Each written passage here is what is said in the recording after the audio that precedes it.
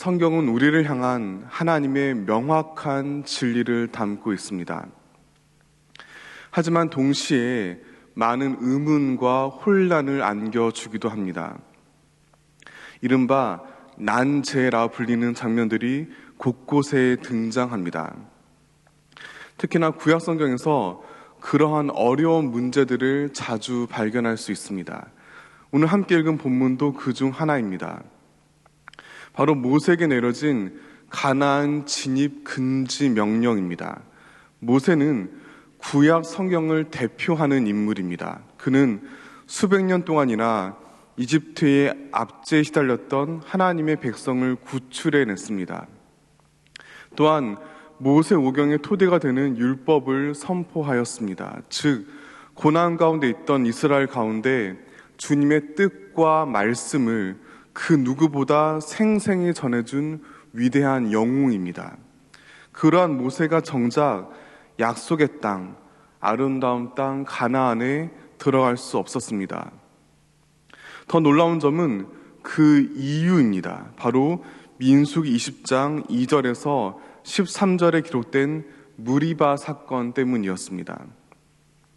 힘겹게 사망을 지나던 어느 날 이스라엘 백성이 모세와 아론에게 몰려들어 물이 부족하다며 거칠게 따졌습니다. 이때 그들은 두 지도자를 향해 왜 자신들을 여기로 데려와서 고생 끝에 죽게 하느냐며 악담을 서슴지 않았습니다. 그러자 주님께서는 모세에게 백성들을 모아 반석에게 명령하여 물을 터져 나오게 하라고 하셨습니다. 하지만 분노에 사로잡힌 그는 잠시 이성을 잃고 지팡이로 반석을 2번 내리치고 말았습니다. 결과적으로 거기서 물이 나와 온 백성들이 목마름을 해결하기는 하였습니다. 그러나 그때 모세가 보인 행동은 하나님의 준엄한 심판의 대상이 되었습니다. 관련하여 민수기 20장 12절 읽어드리겠습니다.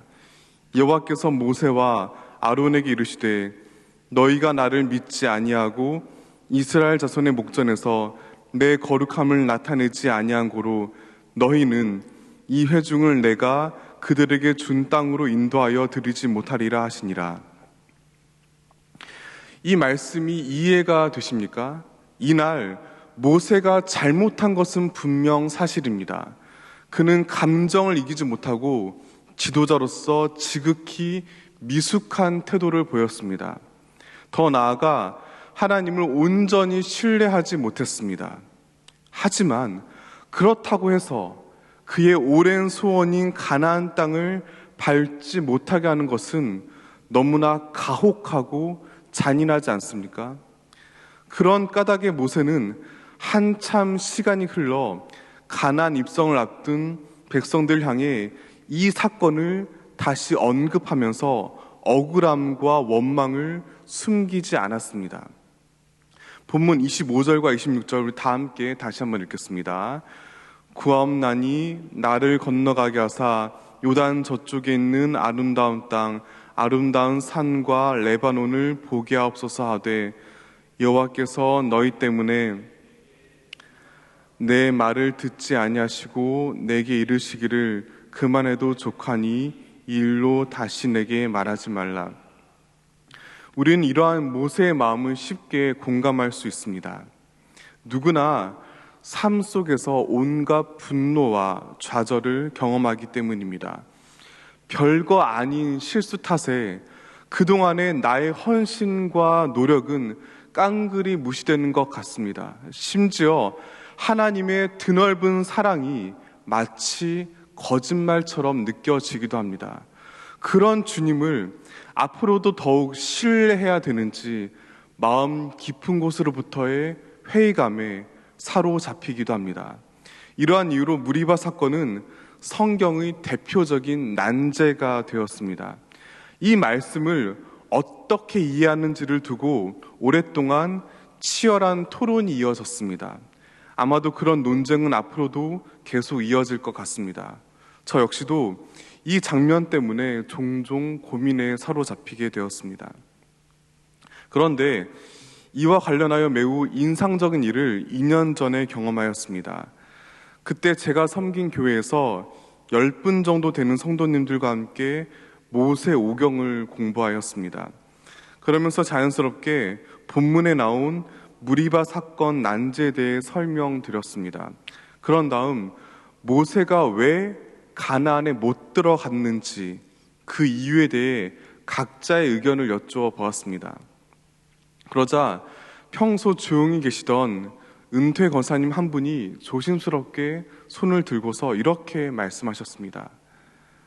제 생각에는 하나님이 모세를 참 사랑해서 그러신 것 같습니다. 만약 모세가 가나안으로 들어가 출애굽을 완성한 공로로 사람들의 지나친 열광을 받고 우상이 되면 그 자신에게 이루 말할 수 없는 불행이 있기 때문입니다.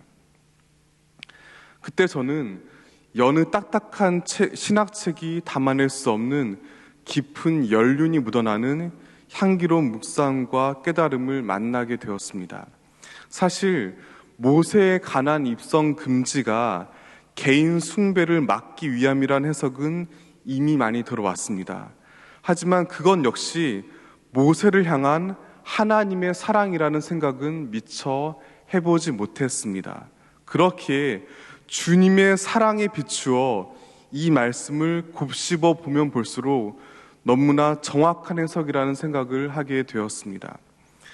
우리는 주변에서 혹은 정치, 심지어 교계에서 젊은 시절에는 너무나 훌륭한 일들을 하며 많은 존경을 받다가 안타깝게도 노년에 추하게 되는 모습을 종종 보게 됩니다. 그 이유는 분명합니다. 사람들의 열광과 환호 소리에 취해 버렸기 때문입니다. 따라서 있는 그대로의 자신과 마주하지 못합니다. 대중이 그려낸 허상에 스스로를 동일시합니다. 그 결과 자신과 공동체를 파멸로 몰아넣는 것을 역사와 오늘의 현실 가운데 쉽게 발견할 수 있습니다. 그래서 애초에 그 성공을, 그 성취를 이루지 않는 게 그에게는 더 좋은 일일지 모르겠다는 씁쓸한 생각을 하곤 합니다. 하나님께서 모세의 오랜 간절한 소원과는 달리 가나안에 못 들어가게 하신 이유를 정확히 알 수는 없습니다. 그렇지만 분명한 점은 하나님께서 모세를 한결같이 사랑하셨다는 사실입니다. 그래서 그가 가나안 땅에 들어가 이스라엘의 우상이 되는 것을 하나님은 내버려 두실 수 없었습니다. 우상은 하나님의 손에 의해 반드시 깨어지기 때문입니다.